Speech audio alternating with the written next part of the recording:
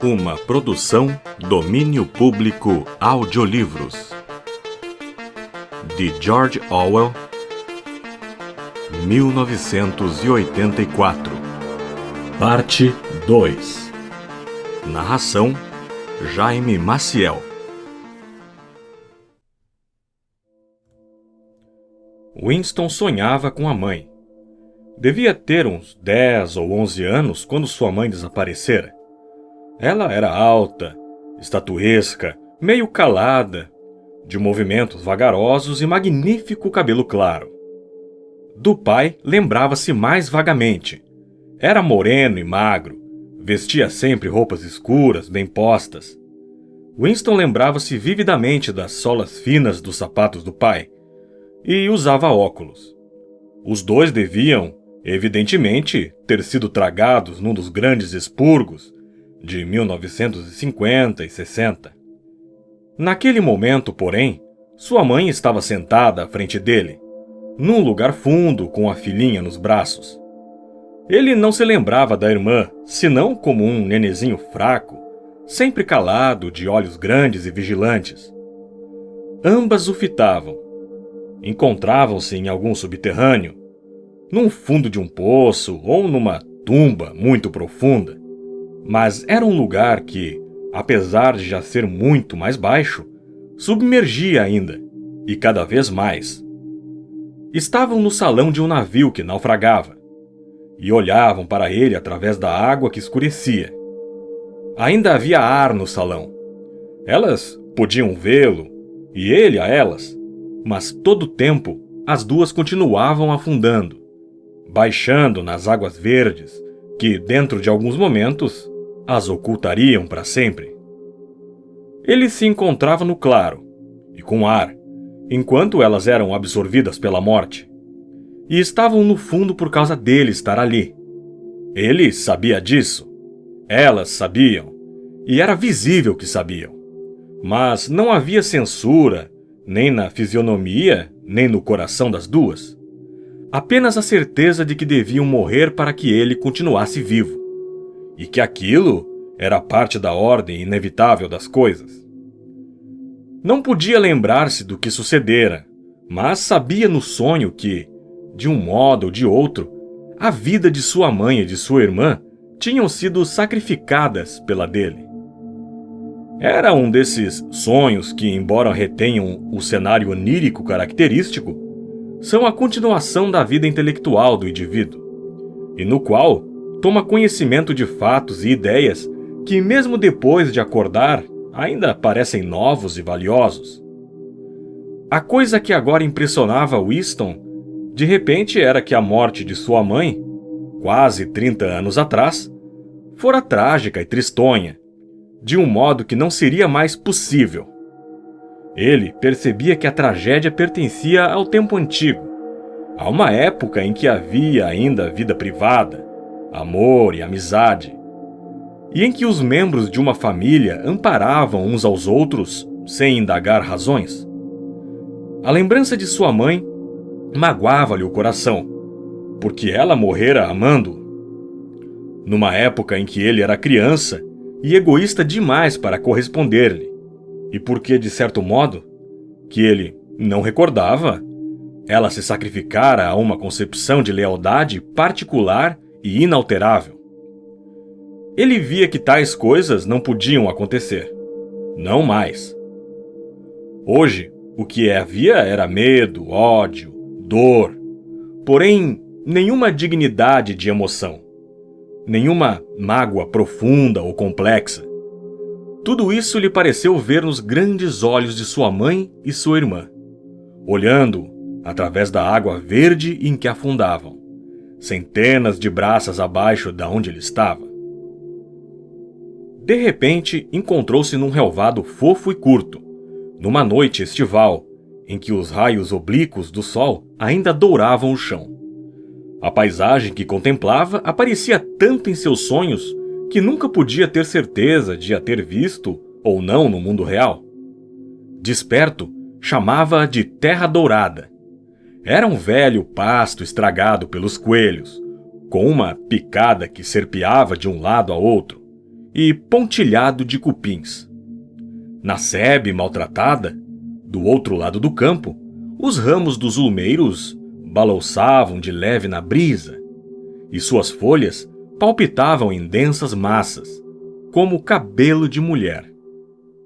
Por ali perto, embora invisível, havia um regato límpido e lento, em que nadavam os mugens, nos espraiados à sombra dos chorões. A moça de cabelo curto vinha ao encontro dele, atravessando o campo. Com o que pareceu a Winston um único movimento, ela arrancou as roupas e atirou-as desdenhosamente para o lado. Tinha o corpo alvo e macio, mas não lhe despertou desejo. Na verdade, mal olhou. O que o possuía naquele instante era a admiração pelo gesto com que atirara as roupas de lado. Com sua graça e displicência, parecia aniquilar uma cultura inteira, todo um sistema de pensamento, como se o grande irmão, o partido e a polícia do pensamento pudessem ser lançados ao nada por um gesto simples e esplêndido. Aquele também era um gesto que pertencia aos tempos antigos, e Winston despertou com a palavra Shakespeare nos lábios. A teletela estava soltando um apito ensurdecedor, que continuou no mesmo tom durante uns 30 segundos. Eram 7h15, hora de se levantarem os empregados de escritórios. Winston arrancou o corpo da cama, nu, porquanto um membro do partido externo só recebia 3.000 cupons do racionamento de roupas por ano, e as 2 peças de um pijama exigiam 600. E apanhou uma camiseta suja e um par de cuecas que colocara numa cadeira próxima. A educação física começaria dentro de 3 minutos. No momento seguinte, foi presa de violento acesso de tosse, que quase sempre o atacava pouco depois de levantar. Esvaziava-lhe os pulmões de tal forma que só podia recomeçar a respirar deitando-se de costas e aspirando fundo uma porção de vezes. As veias tinham inchado com o esforço da tosse, e a variz ulcerada começou a coçar. "Grupo de 30 a 40", bradou uma aguda voz feminina. "Grupo de 30 a 40, tomais vossos lugares, por favor, de 30 a 40. Winston ficou em posição de sentido diante do aparelho, onde já aparecera a imagem de uma moça magricela, porém musculosa, metida em um uniforme e sapatos de ginástica. "Dobrar e esticar os braços", ordenou. "Acompanhai o meu ritmo. 1, 2, 3, 4. 1, 2, 3, 4. Vamos, camaradas, um pouco de vida nisso. 1, 2, 3, 4. 1, 2, 3, 4. A dor do acesso de tosse não afugentara inteiramente do espírito de Winston a impressão produzida pelo sonho. E, de certo modo, os movimentos rítmicos do exercício a reavivaram. Enquanto atirava mecanicamente os braços para a frente e para trás, afivelando no rosto o ar de carrancudo prazer que se considerava recomendável durante a educação física, lutava para recordar-se do período obscuro da infância. Era extraordinariamente difícil. Do acontecido antes de 1960, tudo desbotara. Não havia anais a que fazer referência e, portanto, até o fio da vida pessoal perdia nitidez. Lembrava-se de momentosos acontecimentos que, com toda a probabilidade, não tinham tido lugar. Recordava-se dos pormenores de acidentes, sem conseguir recapitular-lhes a atmosfera. E havia longos períodos em branco, aos quais nada podia atribuir. Tudo então fora diferente. Tinham sido diferentes até os nomes de países e suas formas no mapa. A pista número 1 não tinha esse nome naquela época. Chamava-se Inglaterra ou Grã-Bretanha. Embora Londres, disso tinha certeza quase absoluta, sempre tivesse sido Londres. Winston não podia lembrar definitivamente uma época em que o país não estivesse em guerra, mas era evidente um intervalo de paz bastante longo durante a sua infância, porque uma das suas mais longínquas recordações era de um bombardeio aéreo que parecera a todos surpreender. Fora talvez quando a bomba atômica caíra em Colchester. Não se lembrava do bombardeio em si, mas lembrava-se do pai a segurar-lhe a mão com força, enquanto corriam para um lugar nas profundezas da terra, dando voltas e voltas numa escada espiral que fazia ruído sob seus pés, e que por fim lhe cansou tanto as pernas que ele começou a choramingar, e pararam para descansar. Sua mãe, com modos lentos e sonhadores, seguia-os a grande distância. Levava nos braços a menina, ou talvez fossem apenas cobertores. Winston não tinha certeza da garota já ser nascida. Por fim, tinham chegado num lugar atulhado e barulhento, que verificou ser uma estação de trem subterrâneo. Havia gente sentada no chão de lajedo, e outros, muito apertadinhos, sentavam-se em catres metálicos, arrumados como biliches. Winston, mãe e pai encontraram um lugar, perto de um velho e de uma velha sentados num catre. O velho vestia um terno escuro, de boa qualidade, e boné de pano preto, na cabeça toda branca. Tinha o rosto escarlate e os olhos azuis cheios de lágrimas. Fedia a gin.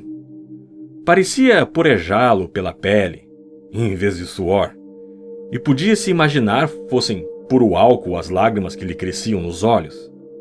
Entretanto, apesar de ligeiramente bêbado, sofria uma dor genuína e insuportável. Com sua percepção infantil, Winston viu que algo terrível, que não tinha perdão nem remédio, acabara de suceder. Pareceu-lhe também saber do que se tratava. Morrera no bombardeio alguém que o velho amava. Uma netinha, talvez. A curtos intervalos, o velho repetia: Não devíamos ter confiança neles. Eu te disse, mãe, não disse? Foi nisso que deu, ter confiança neles. Foi o que eu sempre disse. Não devíamos ter confiança nos sacanas. Mas quais sacanas não mereciam confiança? Winston já não se lembrava.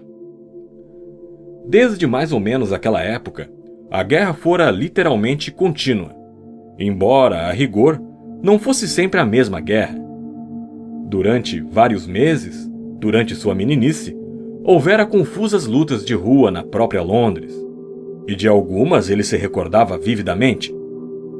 Mas seguir a história de todo o período, dizer quem lutava contra quem, em que determinado momento, seria absolutamente impossível, já que nenhum registro escrito nem palavra oral jamais faziam menção de outro alinhamento de forças diferente do atual.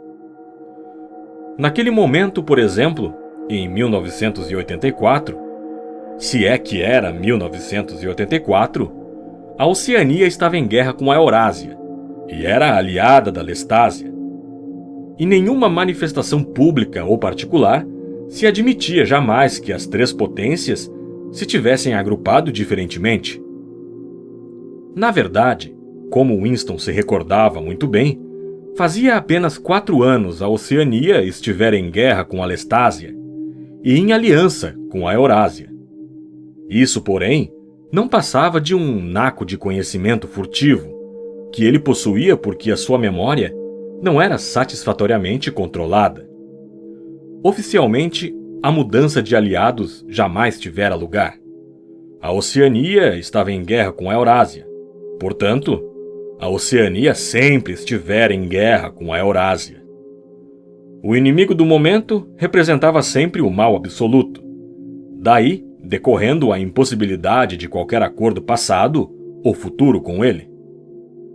O espantoso, refletiu pela 10ª vez, ao forçar os ombros dolorosamente para trás, mãos nas cadeiras para girar o corpo pela cintura, exercício que se acreditava fazer bem aos músculos dorsais. Bom, o espantoso é que pode ser mesmo verdade. Se o partido tem o poder de agarrar o passado e dizer que este ou aquele acontecimento nunca se verificou, não é mais aterrorizante do que a simples tortura e a morte? O partido dizia que a Oceania jamais fora aliada da Eurásia. Ele, Winston Smith, sabia que a Oceania fora aliada da Eurásia não havia senão 4 anos. Onde, porém, existia esse conhecimento?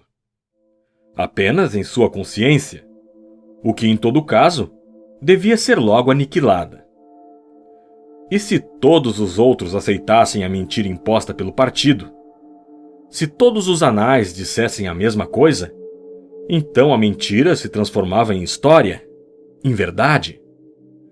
Quem controla o passado, dizia o lema do partido, controla o futuro. Quem controla o presente, controla o passado. E, no entanto, o passado, conquanto de natureza alterável, nunca fora alterado. O que agora era verdade do sempre ao sempre. Era bem simples. Bastava apenas uma série infinda de vitórias sobre a memória. Controle de realidade, chamava-se. Ou, em nova língua, duplo pensar. Descansar!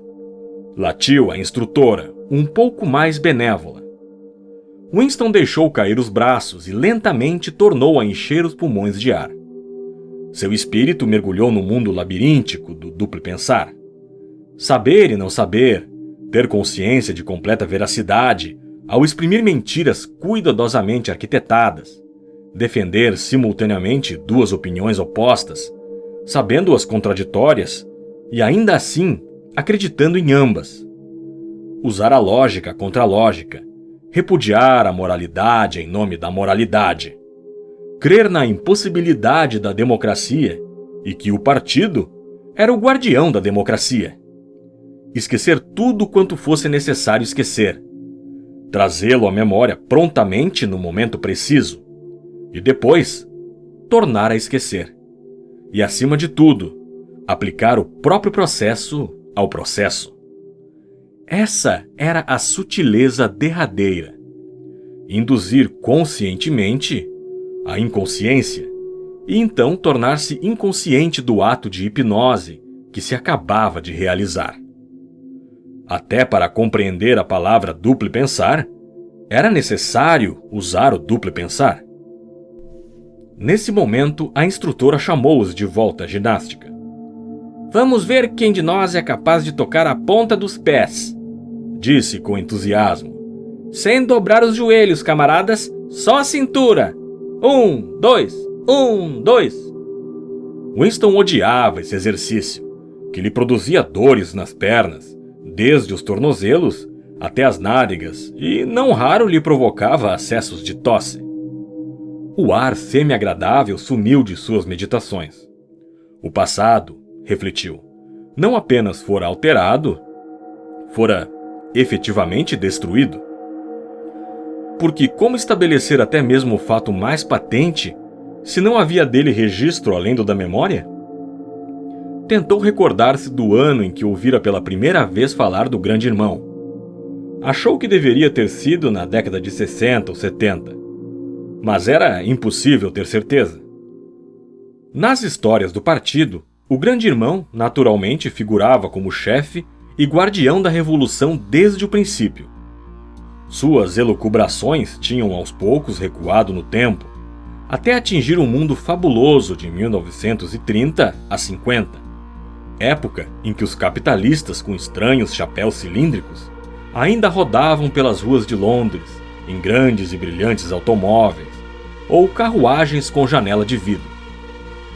Não era possível saber até onde essa lenda era verdade e até onde era invenção. Winston não podia lembrar-se nem da data em que o partido viera à luz. Não acreditava ter ouvido a palavra Ingsoc antes de 1960, mas era provável que na sua forma antiga, em antilíngua, socialismo inglês, fosse corrente antes daquele ano. Tudo se fundia na névoa. Às vezes, porém, podia colocar o dedo numa mentira definida. Não era verdade, por exemplo, como afirmavam os livros de história do partido, que o partido tivesse inventado o aeroplano. Lembrava-se de aviões desde a mais tenra idade. mas não podia provar nada. Nunca havia prova.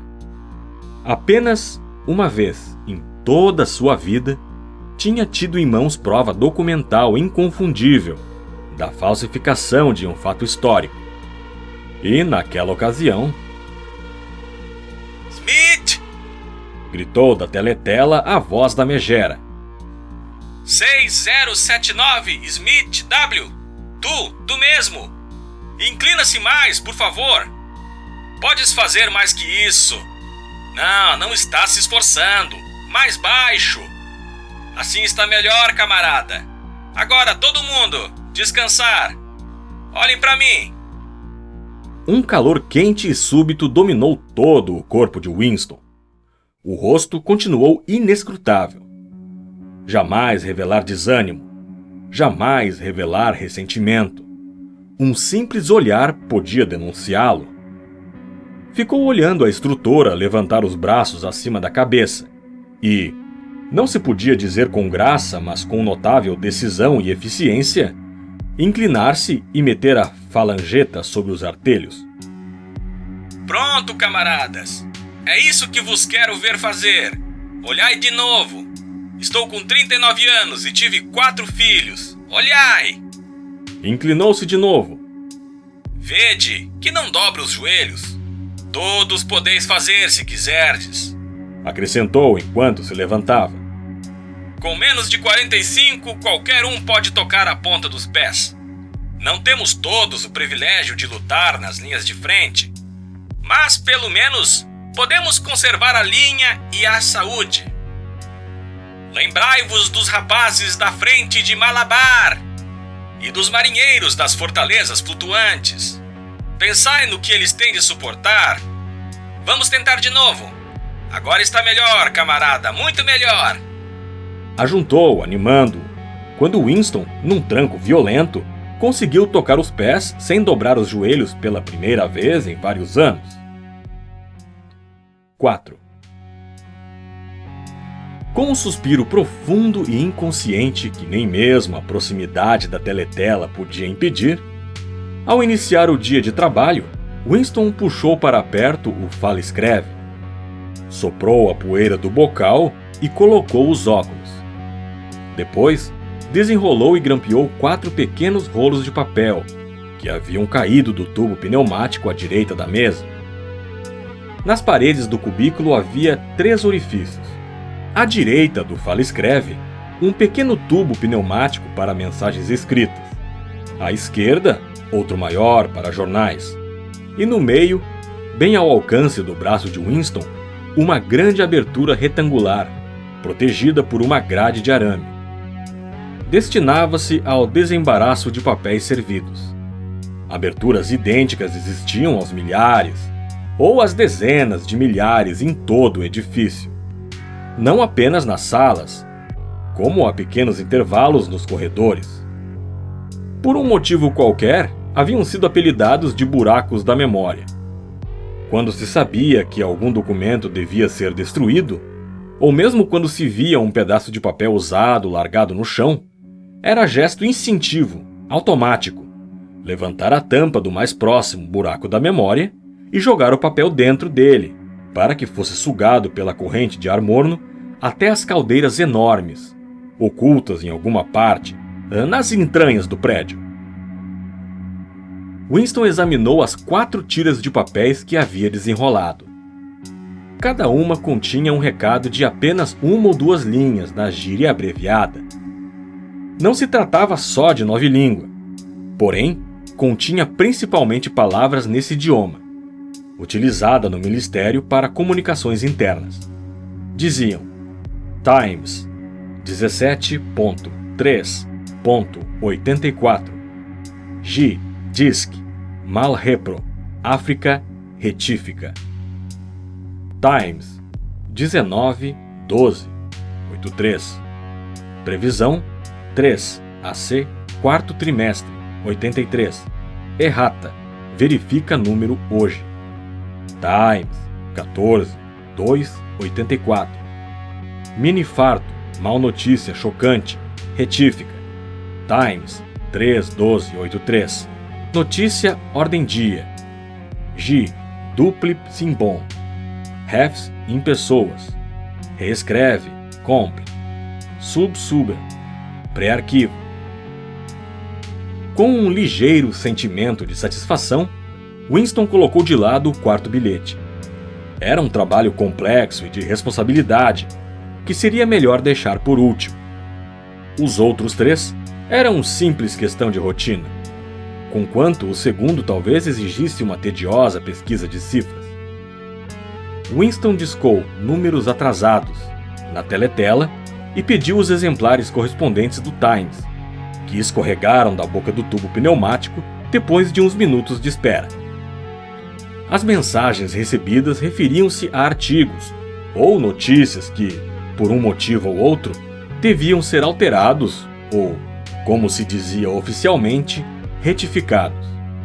Por exemplo, o Times de 17 de março publicara que o Grande Irmão, discursando na véspera, predissera que a frente meridional indiana continuaria serena, mas que seria lançada em breve uma ofensiva eurasiana no norte da África.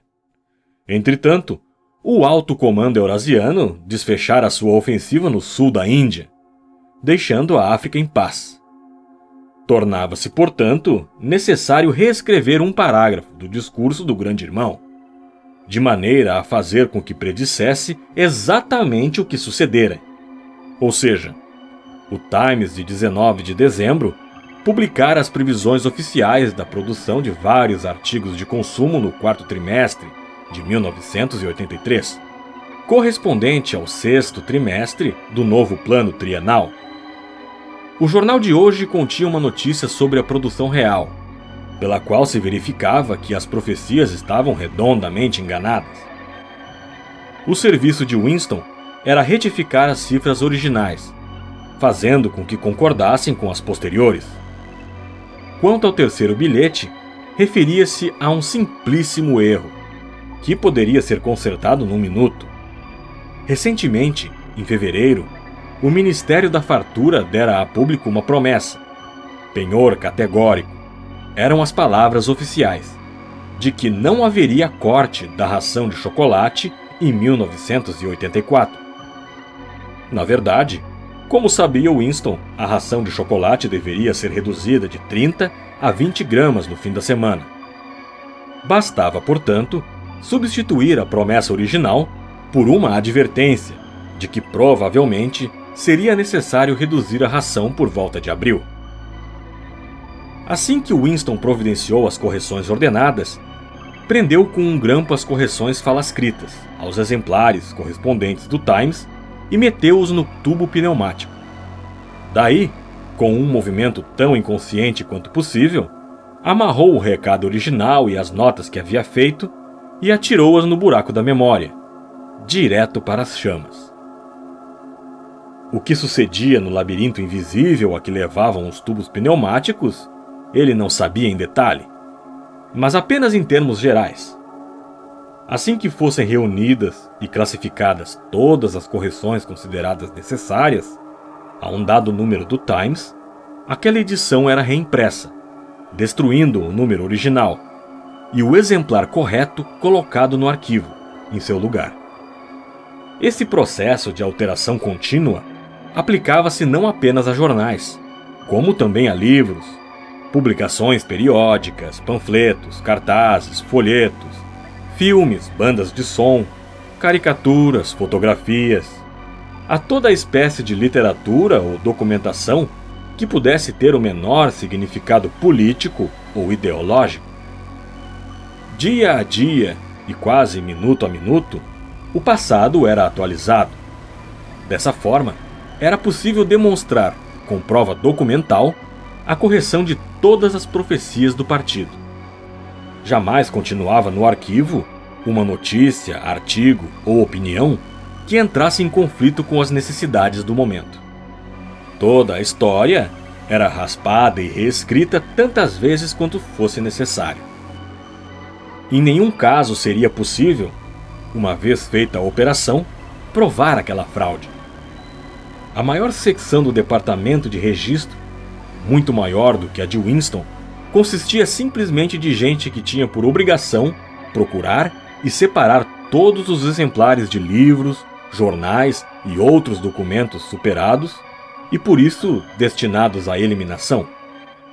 Continuava no arquivo, com a data original, uma porção de Times que talvez, por causa de modificações do alinhamento político ou profecias erradas do Grande Irmão, haviam sido alterados uma dúzia de vezes, e não havia outros exemplares que pudessem contradizê-lo. Os livros também eram recolhidos e reescritos uma porção de vezes, e invariavelmente entregues aos leitores sem admissão alguma da troca. Nem mesmo as instruções escritas que Winston recebia, e das quais invariavelmente se desfazia assim que as cumpria, ordenavam ou insinuavam qualquer ato de falsificação. A referência era sempre a erros, enganos, equívocos, mal interpretações que precisavam ser corrigidas, no interesse da exatidão.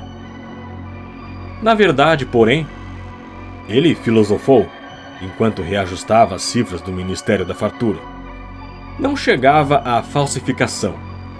Era apenas a substituição de uma sandice por outra. A maior parte do material tratado não tinha relação alguma com coisas reais, nem mesmo o tipo da ligação que se contém numa mentira declarada. As estatísticas eram tão fantásticas na versão original como na retificada. Com efeito, era função do pessoal inventar estatísticas, tirando-as da própria cachola. Por exemplo, o cálculo do Ministério da Fartura, prevendo a produção trimestral de botinas no total de 145 milhões de pares, a produção real dizia-se fora de 62 milhões. Todavia, Winston, ao receber a previsão, reduzira a cifra a apenas 57 milhões, de modo a poder protestar, como de hábito, que a cota fora superada. Em qualquer caso, os 62 milhões estavam tão perto da verdade quanto os 57 ou 145. Com toda a probabilidade, não haviam fabricado botina alguma. Ou, mais certo ainda, ninguém tinha a menor ideia de quantos calçados tinham sido produzidos. Nem ninguém se importava. Tudo o que se sabia é que, a cada trimestre, quantidades astronômicas de botinas eram produzidas no papel, ao passo que talvez metade da população da Oceania andava descalça. E assim era com todos os fatos registrados, pequenos ou grandes. Tudo se fundia e confundia num mundo de sombras no qual, por fim, até a data do ano se tornara incerta. Winston olhou para o lado do corredor. Num cubículo correspondente ao seu, um homenzinho de queixo escuro e cara precisionista trabalhava com afinco, um jornal dobrado sobre os joelhos e a boca bem junto ao tubo do fala-escreve. Chamava-se Tillotson e parecia querer manter o que dizia em segredo entre ele e a teletela. Levantou os olhos e seus óculos relampaguearam uma centelha hostil na direção de Winston. Winston mal conhecia Tillotson e não tinha ideia de qual seria o seu serviço. Os funcionários do registro hesitavam em falar das suas atividades.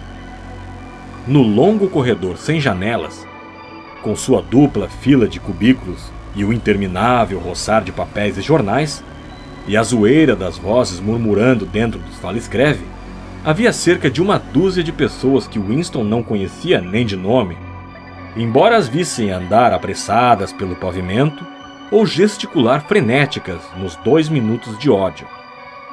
Sabia que no cubículo ao lado, a mulherzinha do cabelo cor de areia labutava dia após dia, não fazendo outra coisa senão procurar e suprimir da imprensa os nomes de pessoas vaporizadas, e, portanto, consideradas inexistentes.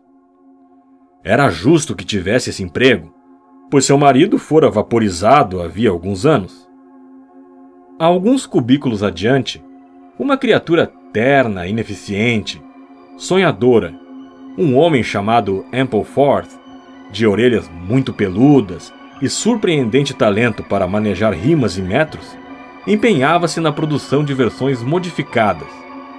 Textos definitivos, chamavam-se, de poemas que se haviam tornado ideologicamente ofensivos, mas que por um motivo ou outro tinham de ser conservados nas antologias.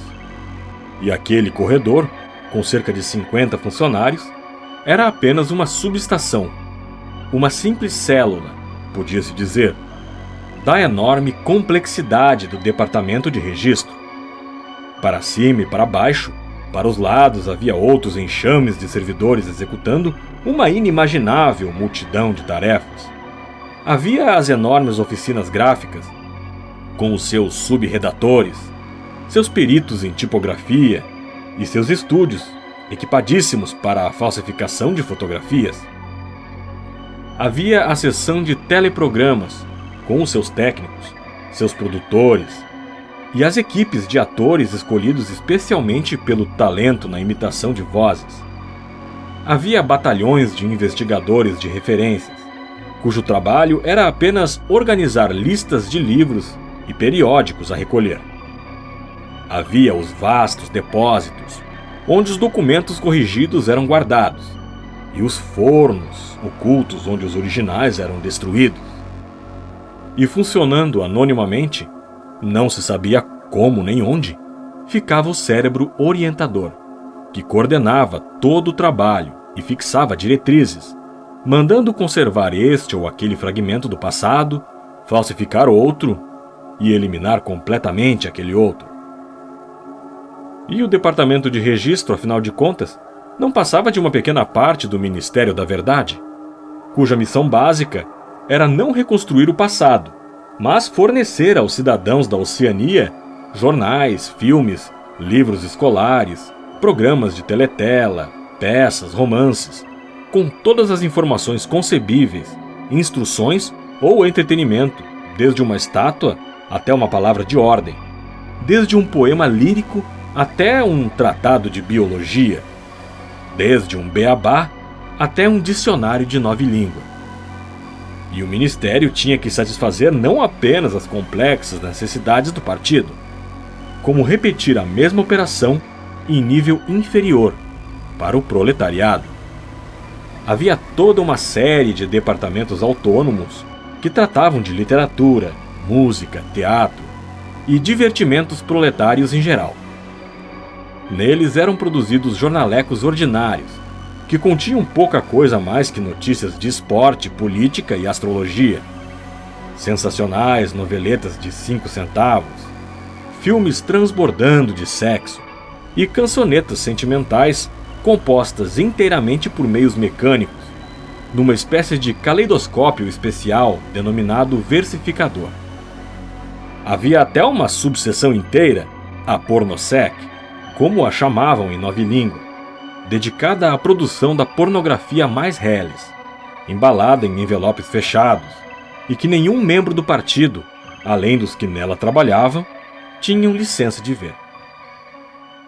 Enquanto Winston trabalhava, 3 bilhetes haviam caído do tubo pneumático. Mas eram coisas simples, e ele os liquidou antes de os 2 minutos de ódio o interromperem. Depois de terminado o ódio, voltou ao cubículo.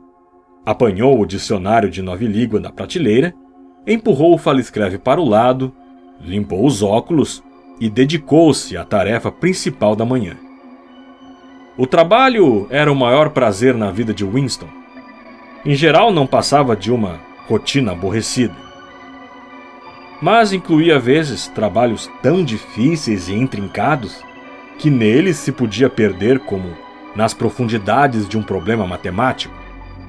Falsificações delicadas, sem coisa alguma para servir de orientação, além do conhecimento dos princípios do INCSOC e um cálculo de que o partido desejava que fosse dito. Winston destacava-se nesse tipo de trabalho.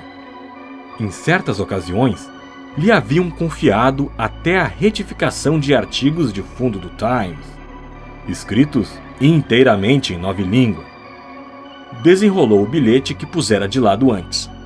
Dizia: Times 3/12/83. Notícia, ordem dia de Dupli plus Simbon, refs em pessoas reescreve comp sub super pré-arquivo. Em antic língua, ou inglês comum, se podia traduzir: a notícia da ordem do dia do Grande Irmão, no Times de 3 de dezembro de 1983, é extremamente insatisfatória e faz referência a pessoas não existentes. Reescreve por completo e submete a minuta à autoridade superior antes de arquivar. Winston leu o artigo ofensivo.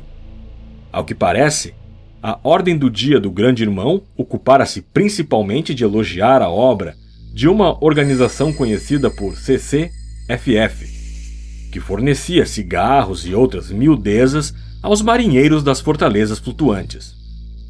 Um certo camarada Withers, eminente membro do partido interno, merecera menção especial e até uma condecoração, a Ordem do Mérito Evidente, segunda classe.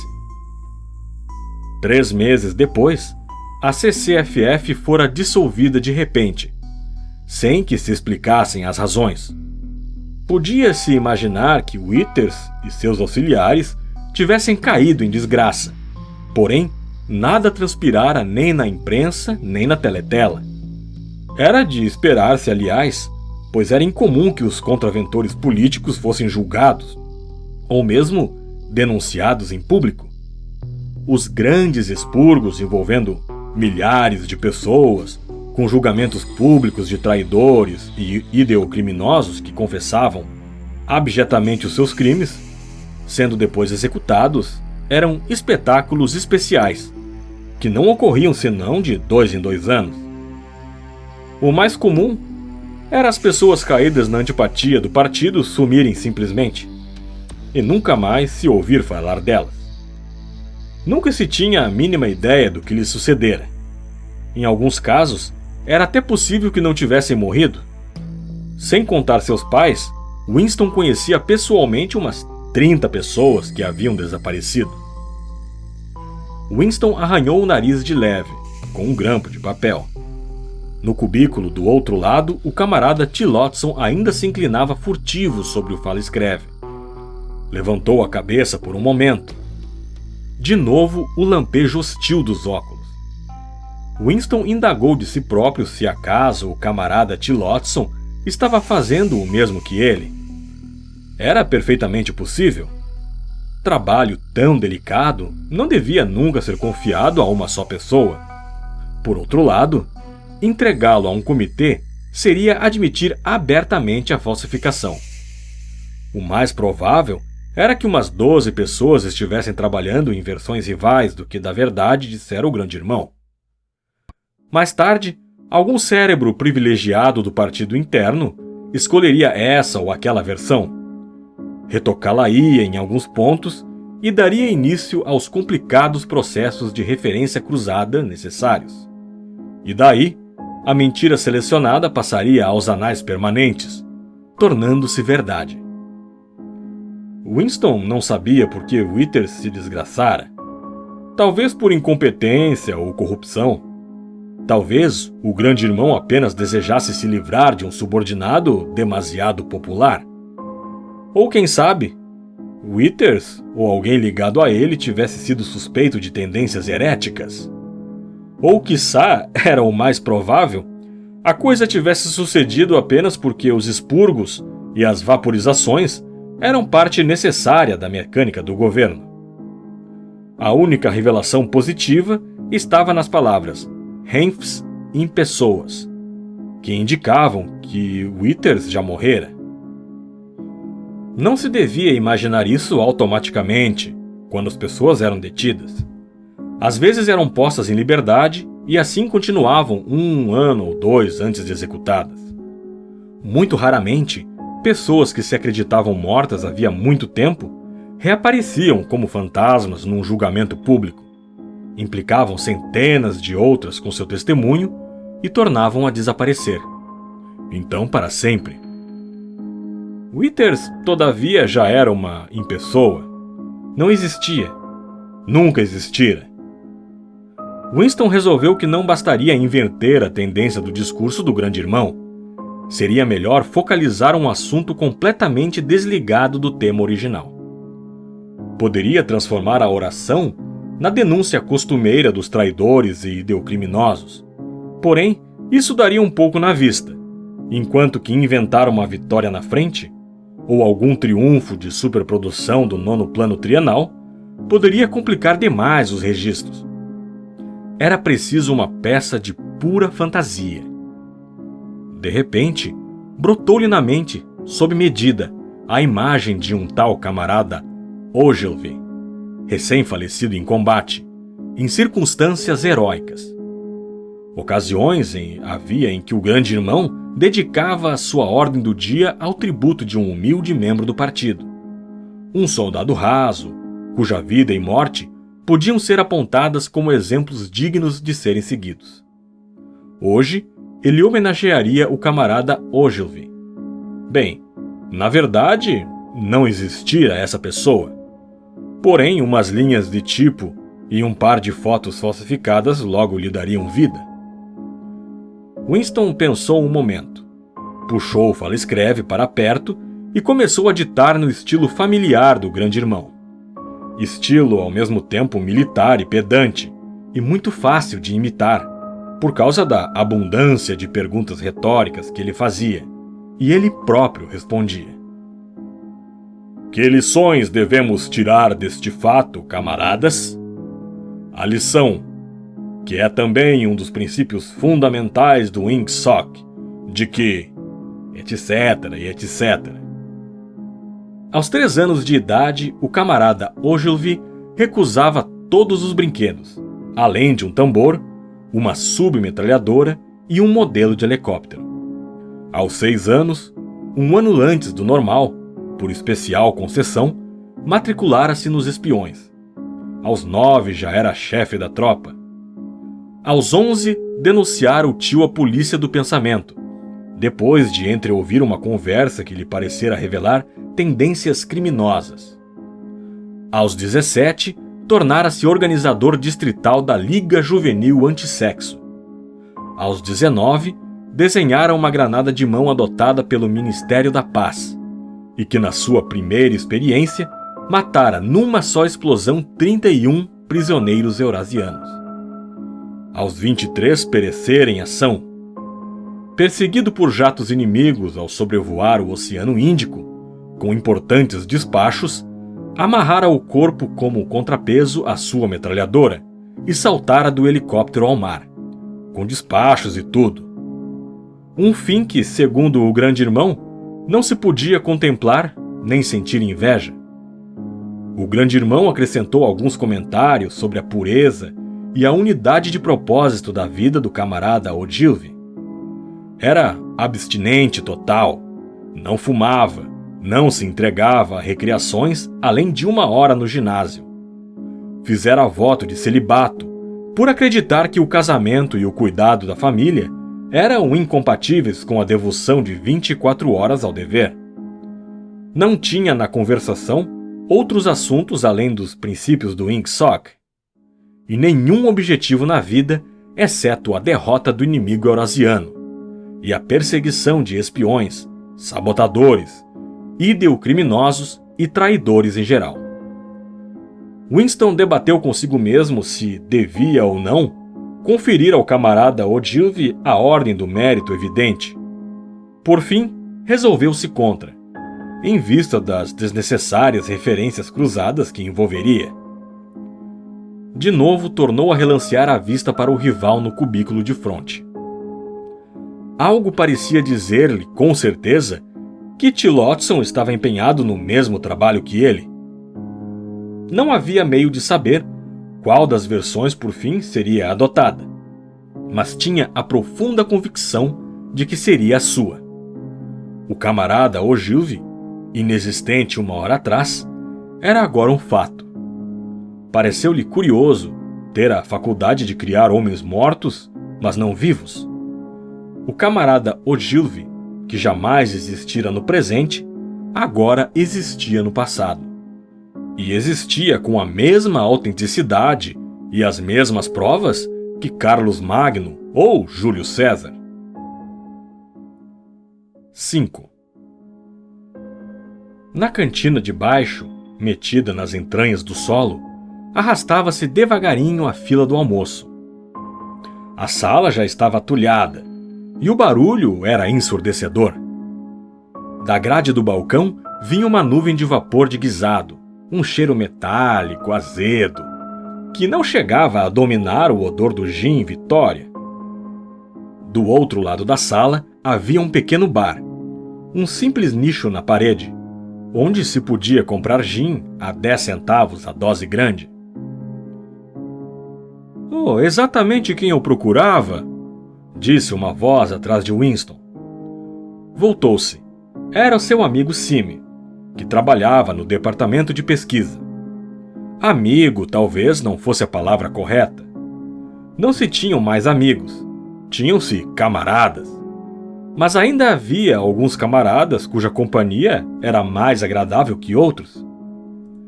Sime era filólogo, especialista em 9 línguas. Com efeito, fazia parte da enorme equipe de peritos empenhada na compilação da 11ª edição do Dicionário da 9 língua. Era um sujeito mirrado, menor que Winston, de cabelo escuro e olhos grandes, saltados, que eram ao mesmo tempo zombeteiros e tristonhos, e que pareciam examinar atentamente a face do interlocutor. "Queria te perguntar se tens uma gilete", disse ele. "Nenhuma", respondeu Winston, apressado, como quem se sente culpado. "Procurei em toda parte, não existem." Todo mundo vivia procurando gilete. Na verdade, tinha 2 lâminas que estava escondendo. Havia meses que faltavam na praça. Em determinado momento, havia sempre algum artigo necessário que as lojas do partido não tinham para fornecer. Às vezes eram botões, outras, linha para cerzir meias, outras atacadores para sapatos. No momento, eram lâminas de barba. Só podiam ser encontradas com um pouco de sorte, numa busca furtiva no mercado livre. "Há 6 semanas que uso a mesma lâmina", acrescentou, mentindo. A fila deu mais um salto à frente. Quando pararam, ele se voltou e encarou Sime uma vez. Os dois apanharam bandejas de metal engorduradas de uma pilha na ponta do balcão. "Foste ver os enforcamentos a noite passada?" indagou Sime. Estava trabalhando", disse Winston com indiferença. "Com certeza verei no cinema." "Pobre substituição", começou Sime. Seus olhos galhofeiros examinaram o rosto de Winston. Parecia dizer: "Eu te conheço, vejo através de ti, sei muito bem por que não foste ver os prisioneiros enforcados." Intelectualmente, Sime era venenoso de tão ortodoxo. Falava com satisfação e júbilo, muito desagradáveis, de ataques de helicópteros a aldeias inimigas, julgamento e confissão de ideocriminosos, execuções no subsolo do Ministério do Amor. Para se conversar direito com ele, era essencial afastá-lo desses assuntos, enredando-o, se possível, nas tecnicidades da nova língua, a respeito do que era interessante e bem informado. Winston virou a cabeça um pouco para o lado, para fugir ao exame dos grandes olhos escuros.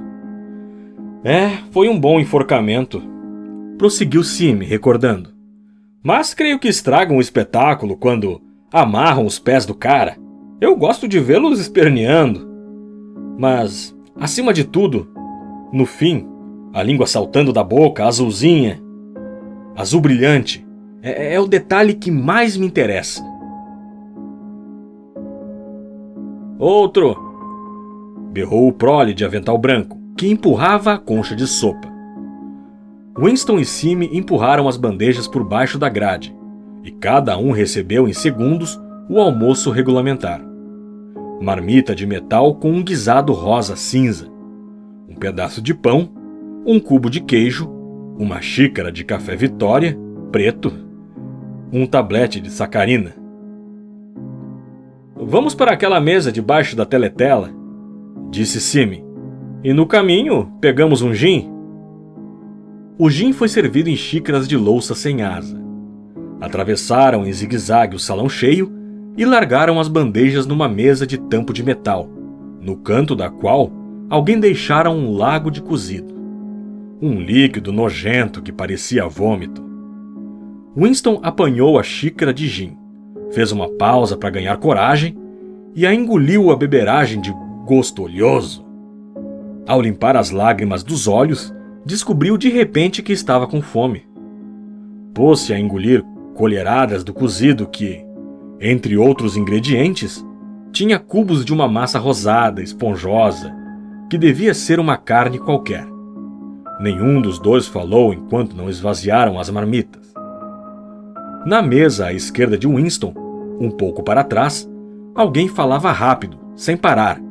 Uma cantilena áspera que parecia o grasnar de um pato e que conseguia romper o falatório da cantina.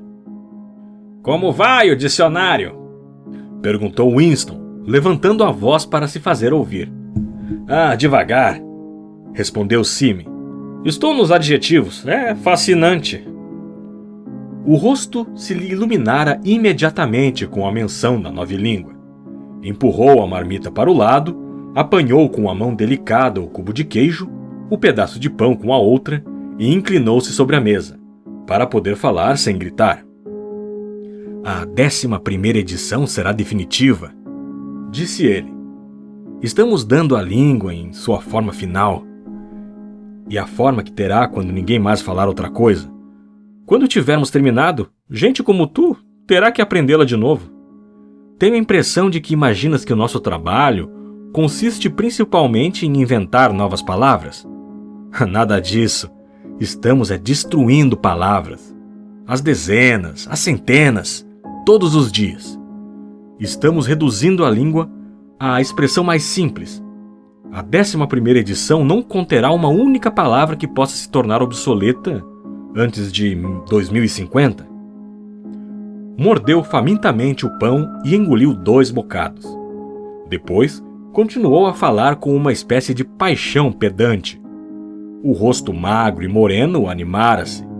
Os olhos haviam perdido a expressão de chacota e tinham se tornado quase sonhadores. É lindo destruir palavras. Naturalmente, o maior desperdício é nos verbos e adjetivos, mas há centenas de substantivos que podem perfeitamente ser eliminados. Não apenas os sinônimos, os antônimos também. Afinal de contas, que justificação existe para a existência de uma palavra que é apenas o contrário de outra? Cada palavra contém em si o contrário. Bom, por exemplo, se temos a palavra bom, para que precisamos de mal? Bom. Faz o mesmo efeito.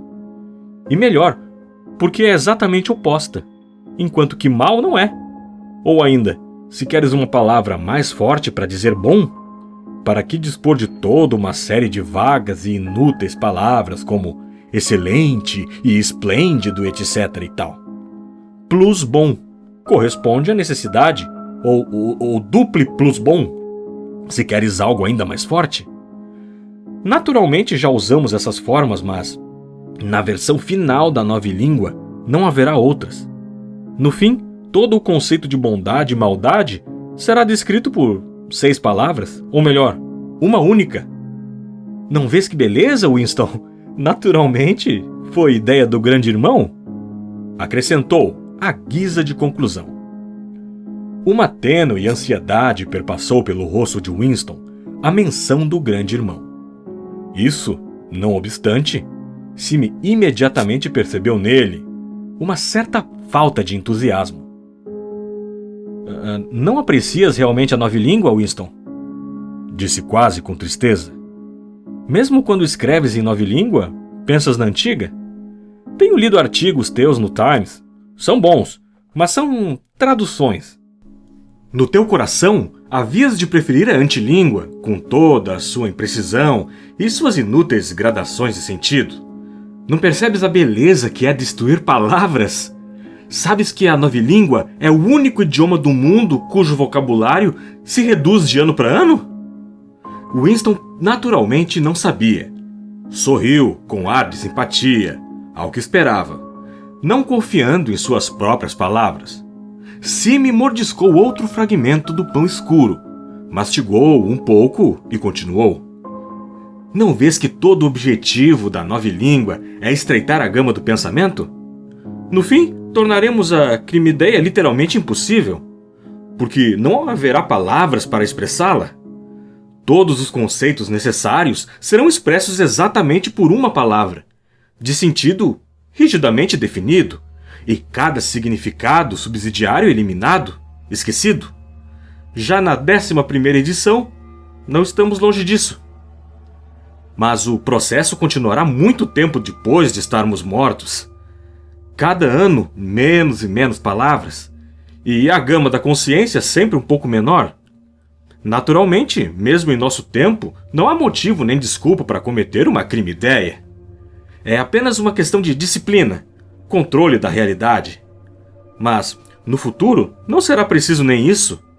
A revolução se completará quando a língua for perfeita. Novilíngua é Ingsog. Ingsog é novilíngua. Agregou, com uma espécie de satisfação mística. Nunca te ocorreu, Winston, que por volta do ano de 2050, o mais tardar, não viverá um único ser humano capaz de compreender essa nossa palestra? Exceto... Começou Winston em tom de dúvida, mas parou de repente. Estivera a pique de dizer, exceto os proles, mas controlou-se, sem ter plena certeza de que essa observação fosse ortodoxa. Sime, todavia, adivinhara o que lhe quisera dizer. Os proles não são seres humanos, diz ele, descuidado. Por volta de 2050, ou talvez mais cedo, todo o verdadeiro conhecimento da antiga língua terá desaparecido. A literatura do passado terá sido destruída inteirinha. Chaucer, Shakespeare, Milton, Byron só existirão em versões novilíngua, não apenas transformados em algo diferente, como transformados em obras contraditórias do que eram. Até a literatura do partido mudarão as palavras de ordem. Como será possível dizer liberdade é escravidão se for abolido o conceito de liberdade? Todo o mecanismo do pensamento será diferente. Com efeito, não haverá pensamento, como hoje o entendemos. Ortodoxia quer dizer não pensar, não precisar pensar. Ortodoxia é inconsciência. Qualquer dia, refletiu Winston, com convicção profunda e repentina, Sime será vaporizado. É inteligente demais. Vê demasiado claro a fala sem subterfúgios. O partido não gosta de gente assim. Um dia ele desaparecerá. Está na cara. Winston liquidara o pão e queijo. Virou um pouco de lado na cadeira para beber a xícara de café. Na mesa à esquerda, o homem da voz estridente continuava falando sem parar, sem dó dos ouvintes. Uma jovem, talvez sua secretária, sentada de costas para Winston, escutava com atenção e parecia ansiosa em concordar com tudo quanto ele dizia. De vez em quando, Winston apanhava uma observação como: "Eu acho que tens tanta razão, concordo tanto contigo", dita numa voz feminina, juvenil e um tanto tola. Mas a outra voz não parava por um instante sequer, nem mesmo quando a moça falava. Winston conhecia o homem de vista, embora a seu respeito não soubesse senão que ocupava cargo importante no departamento de ficção. Teria uns 30 anos e ostentava pescoço musculoso e boca grande, muito agitada. Como estava com a cabeça um pouco inclinada para trás, seus óculos captavam a luz e apresentavam a Winston 2 discos brancos, em vez de olhos. O horrível era que daquela catadupa de som que se borboletava de sua boca, mal se podia distinguir uma palavra solta. Apenas uma vez Winston apanhou uma frase: eliminação completa e final do Goldsteinismo. Grasnada toda de uma vez, numa peça só, como se fosse uma linha de linotipo. O resto não passava de barulho. Quá, quá, quá. Embora não pudesse ouvir o que o homem dizia, não podia haver dúvida quanto à natureza geral da litania. Talvez estivesse denunciando Goldstein e exigindo medidas mais severas contra os hidrocriminosos e sabotadores. Talvez fulminando as atrocidades do exército eurasiano. Podia estar louvando Grande Irmão ou os heróis da Frente de Malabar. Não fazia diferença. Fosse o que fosse, podia-se ter a certeza de que cada palavra era pura ortodoxia, puro Ingsoc. Olhando a cara sem olhos, a mandíbula mexendo sem parar, Winston teve a sensação curiosa de não se tratar de um legítimo ente humano, mas de uma espécie de manequim. Não era o cérebro do homem que falava, era a laringe. O que saía da boca era constituído de palavras, mas não era fala genuína. Era um barulho incoerente, como o grasnido de um pato. Sime calara-se por um momento, e com o cabo da colher desenhava arabescos de caldo sobre a mesa. A voz da outra mesa continuou grasnando rápido, fácil de ouvir apesar da barulheira ambiente. Em nova língua, há uma palavra que não sei se conheces, é pato falar, disse Sime. Grasnar como um pato. É uma dessas palavras interessantes que tem dois sentidos contraditórios. Aplicada a um adversário, é insulto. Aplicada a um correligionário, é elogio. Sem dúvida alguma, Sime será vaporizado. Winston tornou a pensar. Pensou-o com um laivo de tristeza, embora soubesse muito bem que Sime o desprezava e hostilizava ligeiramente, e que era perfeitamente capaz de denunciá-lo como ídolo criminoso se enxergasse algum motivo para assim proceder. Havia algo de errado, de sutilmente errado em Sime. Carecia de discrição, indiferença e de estupidez salvadora. Não se podia dizer que fosse ortodoxo. Acreditava nos princípios do Ingsoc. Venerava o Grande Irmão. Rejubilava-se com as vitórias.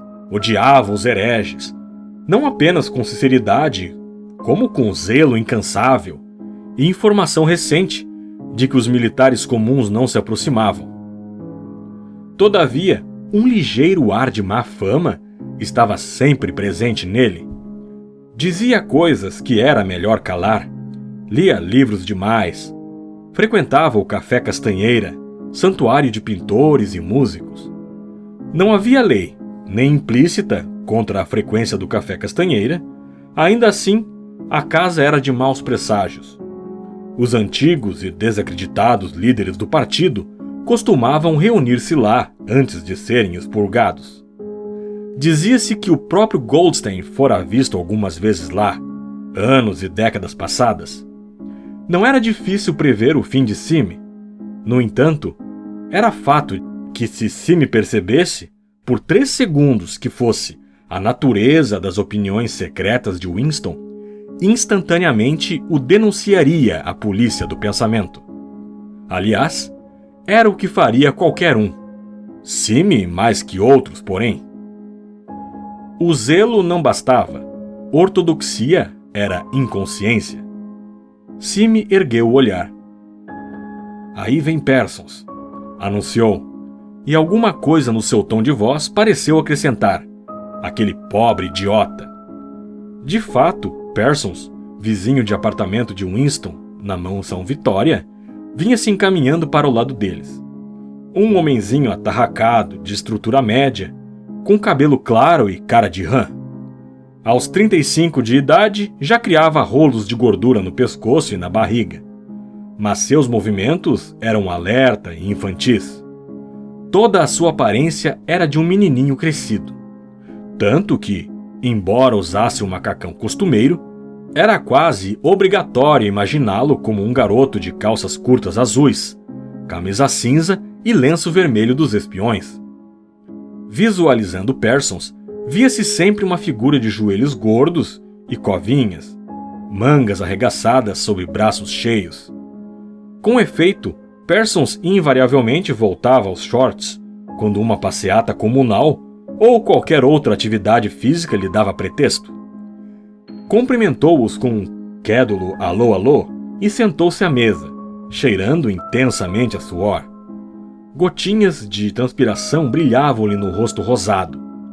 era extraordinária sua capacidade de exsudação. No centro comunal era sempre possível dizer quando ele estivera jogando ping-pong, pela molhadeira do cabo da raquete. Simi produzira uma tira de papel na qual havia uma longa coluna de palavras, e as estudava com um lápis tinta na mão. Oh, olha só, ele trabalhando na hora do almoço, disse Parsons, dando uma cotovelada em Winston. Puxa, hein? Que isso aí, velhinho? Vai ver que é algo difícil pra mim? Smith, meu velho, já te digo por que te procuro. É aquela conta que te esquecesse de me dar. Que conta é essa? Indagou Winston, procurando dinheiro automaticamente. Cerca de quarta parte do salário de cada um tinha de ser destinada a contribuições voluntárias, que eram tantas que se tornava difícil se lembrar de todas. Para a Semana do Ódio, sabes? Coleta domiciliar. Sou o tesoureiro do nosso quarteirão. Estamos dando uma virada grande. Vamos dar um bruto show. Te digo que não será minha culpa se a Mansão Vitória não ostentar mais bandeiras que a rua toda. Me prometeste $2. Winston achou e entregou 2 notas amassadas e imundas, que Parsons anotou num pequeno caderno, com a letrinha caprichada de analfabeto. Por falar nisso, meu velho, continuou, eu soube que o malandrinho do meu garoto te deu uma estilingada ontem. Passei-lhe uma boa raspança por causa disso. Sim, até disse que lhe tomaria o estilingue se repetisse a proeza. Creio que ficou um pouco chateado de não assistir à execução, disse Winston. Ah, bom, eu quero dizer, é o que deve esperar, não? São 2 patifes e peraltas, mas tão esforçados. Só pensam nos espiões e na guerra, naturalmente. Sabes o que a minha filhinha fez sábado passado, quando a tropa saiu a passeio para as bandas de Belkhampstead? Convenceu 2 meninas a acompanhá-la. Afastou-se do grupo e passou a tarde toda acompanhando um desconhecido. Estiveram 2 horas no encalço dele, pelos bosques afora, e depois, quando chegaram a Amersham, entregaram-no às patrulhas. Por que fizeram isso? Indagou Winston, um tanto chocado. Parsons continuou triunfante. Minha pirralha convenceu-se de que devia ser um agente estrangeiro. Talvez tivesse saltado de paraquedas, por exemplo. Mas aqui é o que está o Busilis, velho. Sabes o que levou a segui-lo? Descobriu que ele usava uns sapatos muito esquisitos. Disse que antes nunca tinha visto ninguém com sapatos daqueles. Era, portanto, provável que fosse estrangeiro. Bem espertinha para um espirro de gente de 7 anos, hein? Que aconteceu ao homem? Ah, disso eu não sei, naturalmente. Mas não ficaria nada surpreendido de que... E Parsons imitou um soldado fazendo mira com o fuzil e com a língua estalou um tiro. Bom, fez Simi distraído, sem nem ao menos levantar os olhos do papel. Naturalmente, não podemos nos arriscar, comentou Winston lealmente. Quero dizer, estamos em guerra, disse Parsons. Como se para confirmar essas palavras, um toque de clarim soou na teletela, bem por cima da cabeça do trio. Não se tratava, contudo, da proclamação de uma vitória militar, mas apenas um anúncio do Ministério da Fartura. Camaradas! Gritou uma voz juvenil. Atenção, camaradas! Temos gloriosas notícias! Ganhamos a batalha da produção! Os totais completos da produção de todos os artigos de consumo demonstram que o padrão de vida aumentou de nada menos que 20% sobre o ano passado.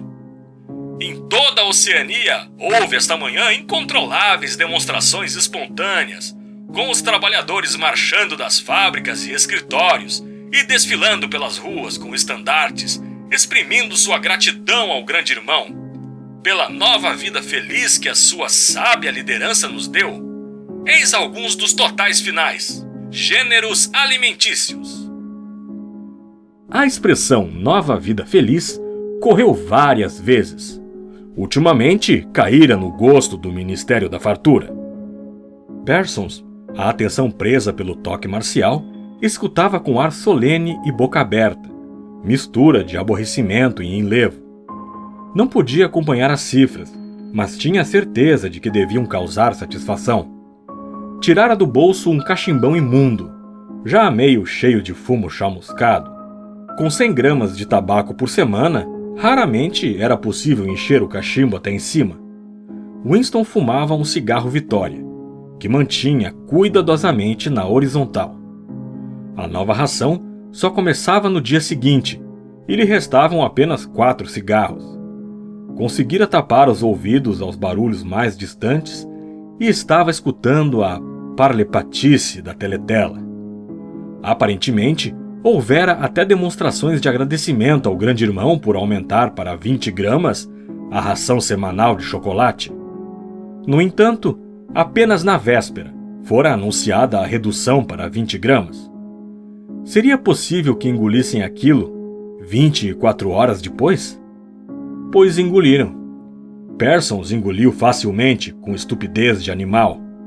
A criatura sem olhos da outra mesa engoliu fanaticamente, apaixonadamente, com um desejo furioso de descobrir, denunciar e vaporizar quem quer que ousasse sugerir que na semana anterior fora 30 gramas. Sime também, de modo mais complexo, com duplo pensar de perneio. Sime engoliu. Então, era ele o único de posse da lembrança? Fabulosas estatísticas continuaram saindo da teletela. Em comparação com o ano anterior, havia mais comida, mais roupas, mais casas, mais móveis, mais panelas, mais combustível, mais navios, mais helicópteros, mais livros, mais recém-nascidos. Tudo aumentara, exceto a doença, o crime e a loucura. Ano após ano, minuto após minuto, todo mundo, tudo mais ganhava as alturas. Como fizera Sime antes, Winston tomou a colher e com o caldo se pôs a desenhar calungas sobre a mesa. Meditava, ressentido na textura física da vida. Teria sido sempre assim? Teria a comida tido sempre o mesmo gosto? Olhou em torno da cantina. Um salão de teto baixo, paredes sujas do contato de inúmeros corpos, maltratadas cadeiras e mesas de metal, tão juntas que os cotovelos se tocavam, colheres arcadas, bandejas trincadas, rústicas xícaras brancas, gordurentas todas as superfícies, sujeira em cada flincha, e um cheiro azedo, composto de gin ordinário, café ruim, guisado metálico e roupa suja. Havia sempre no estômago e na pele uma espécie de protesto, a sensação de que se perdera, para um gatuno, algo a que se tinha direito. Era fato que não tinha recordação de nada muito diferente. Em todas as épocas que lembrava com precisão, nunca houvera suficiente para comer. Nunca tivera meias ou roupa branca que não fossem esburacadas, mobílias que não fossem capengas e gastas, e cômodos mal aquecidos, trens subterrâneos atulhados, casas caindo aos pedaços, pão escuro, chá raro, café nojento, cigarros insuficientes. Nada barato e abundante, exceto gin sintético. E conquanto as coisas piorassem com o envelhecimento do corpo, não era isso um sinal de ser diferente à ordem natural das coisas. Quando o coração se confragia ante o desconforto, a sujeira e a escassez, os invernos intermináveis, as meias pegajosas, os elevadores que nunca funcionavam, a água fria, o sabão áspero, os cigarros que se desfaziam, a comida de sabor ruim e estranho? Por que achar tudo isso intolerável, a menos que se tivesse uma espécie de lembrança ancestral de coisas outrora diferentes? Tornou a olhar em volta da cantina. Quase todo mundo era feio, e feios seriam ainda que se vestissem direito, em vez de usar o macacão do partido.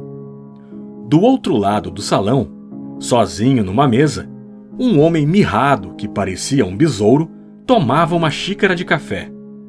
Os olhinhos atirando dardos suspicazes para um lado e outro. Como era fácil, pensou Winston, acreditar que o tipo físico considerado o ideal pelo partido, rapazes altos e musculosos, donzelas de grandes seios, louras, viçosas, queimadas de sol, alegres, existisse e mesmo predominasse.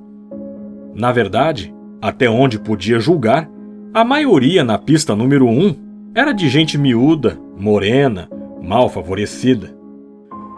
Era curioso que aquele tipo de escaravelho proliferasse nos ministérios.